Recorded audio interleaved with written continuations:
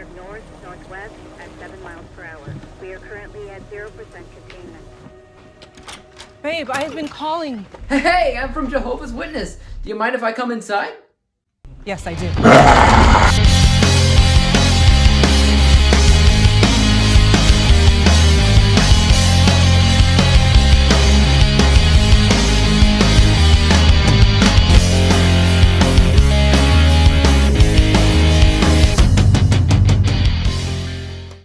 What's up and welcome back to Interpreting the Stars. Today I'm going to be talking about that brand new flick starring none other than that fire marshal Angelina Jolie. It's Those Who Wish Me Dead. God's gonna cut you down. Tell them that God's gonna cut you down. Those Who Wish Me Dead stars Angelina Jolie as survival expert and firefighter Hannah Faber, who runs into a child in possession of a smoking gun that can put away a very dangerous criminal. This criminal is willing to kill everybody in his path to find this kid, and even starts a massive forest fire in the process.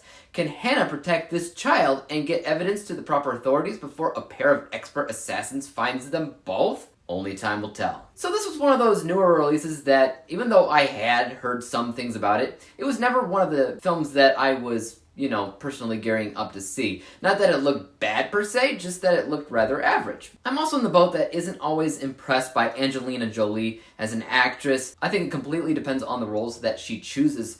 So the question is, how does she do as Hannah Faber?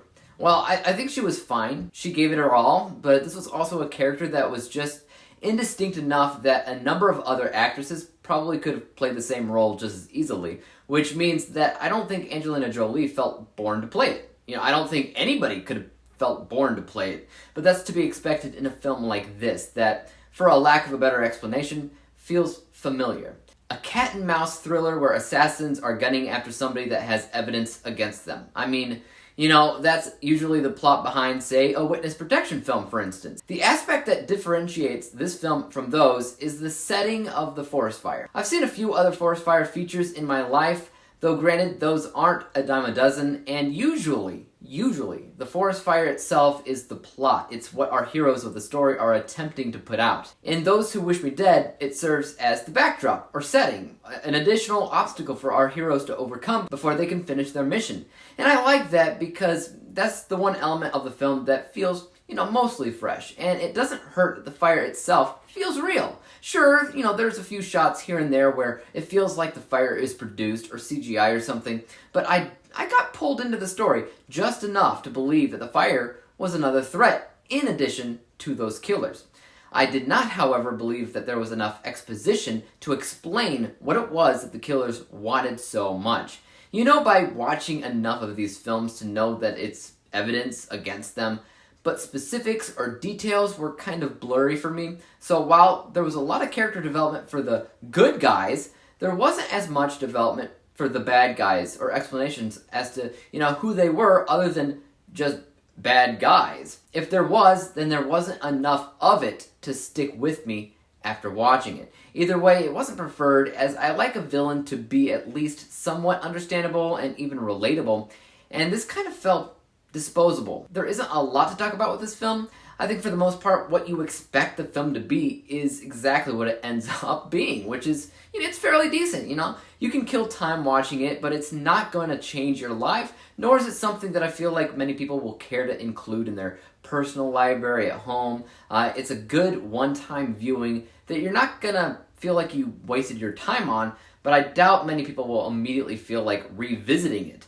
But maybe I'm wrong. Let's go ahead and look at my final score for a second. From a technical level, I can say that, some of the cinematography was nice, especially in the area where they shot this movie, which often looked, pretty. Some of the visuals with the fire was decent, but other than that, everything was what I'd consider to be business as usual. This score is 66%. My bias score, or how I felt about the film in general, is, it's pretty similar. I mean, I thought it was fine. But again, I doubt I'll rewatch this anytime soon. I won't be asking for this film on any kind of birthday or Christmas wish list. I probably won't really be recommending it. And it's fine. It's totally fine. Nothing wrong with it at all. Just not anything super new. This score is 64%, and when we average out the two scores together, we come to the final rating of 65%. 65 out of 100 possible stars, or a D-letter grade. If I could review this film in just one word, it would just be fine. You know, it's perfectly acceptable for a lot of folks, but if you're like me and you want crazy good films that knock your socks off or make your jaw drop, this will not be it. If you guys have seen Those Who Wish Me Dead, let me know your thoughts on it in the comment section down below. As for YouTube, you guys know what to do. Hit that like, subscribe button, and bell to be notified when I come out with my next review. And until then, peace out. Dave examines movies we just watch for fun. Davey is the expert.